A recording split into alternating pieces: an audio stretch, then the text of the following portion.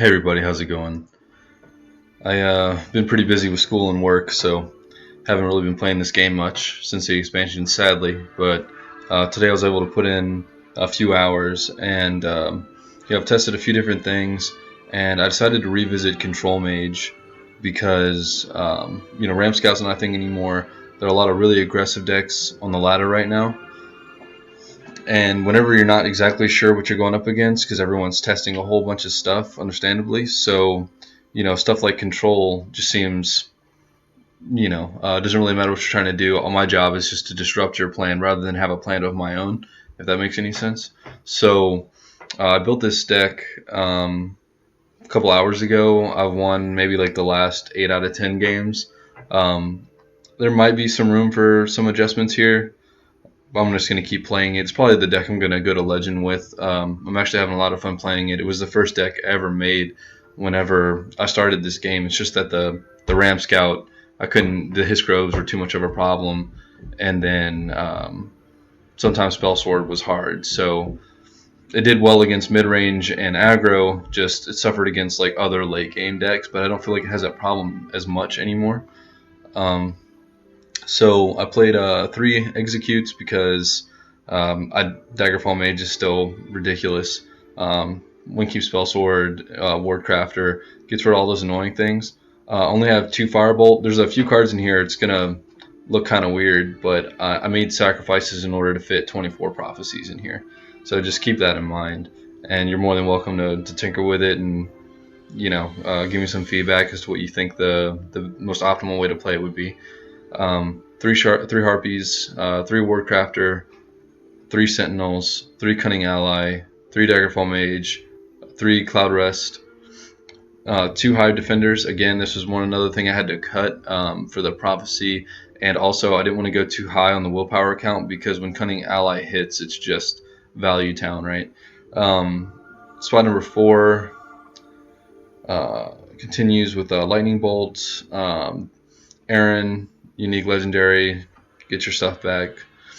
Alright, Knight of the Hour. So this card and Dark Harvester are both Prophecy Guard creatures that gain life when they hit the board. So you don't have to worry about Pillaging Tribune having a target to use to swing with to drain. You also don't have to swing. So you don't have to break runes as often to gain life. It's just a much more consistent way of gaining life because either they hit you and you get a free creature and some free life, or you just summon it and you guard immediately and get some free life.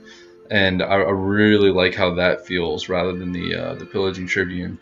It's just really strong. The Javelins, of course, the 3 Fate Weavers, because like I said, we're running 24 Prophecies. So this is just, Value Town again. Ice Storm, I have it at 2. A lot of times it's at 3.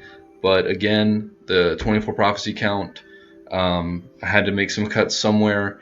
And I hate seeing Ice Storm after I'm trying to push, my end game with my Supreme Atromancers because I'm not going to Ice Storm my own board, right?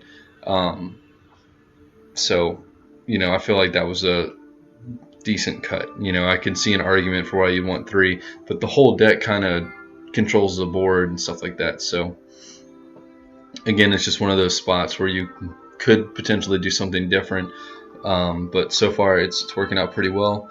I already touched on the Dark Harvester. The Supreme Mancer, I do run 3.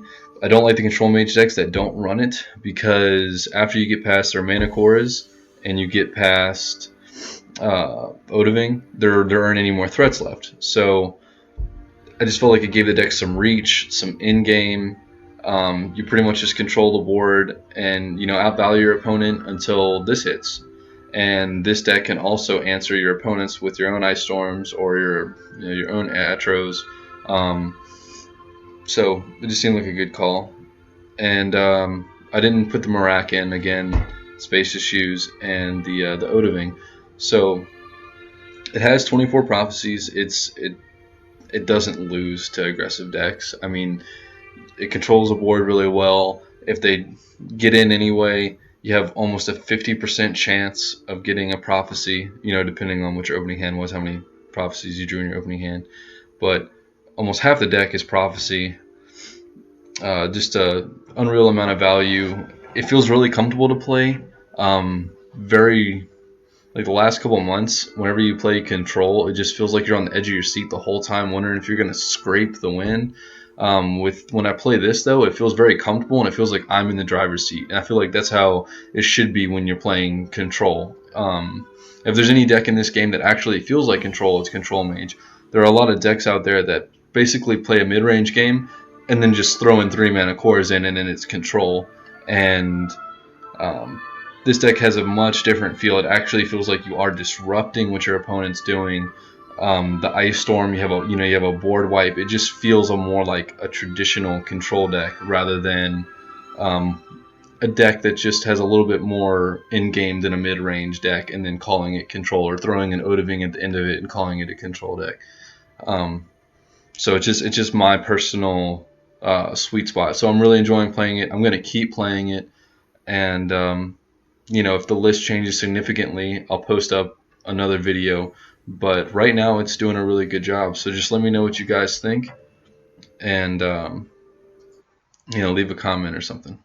But y'all have a good day.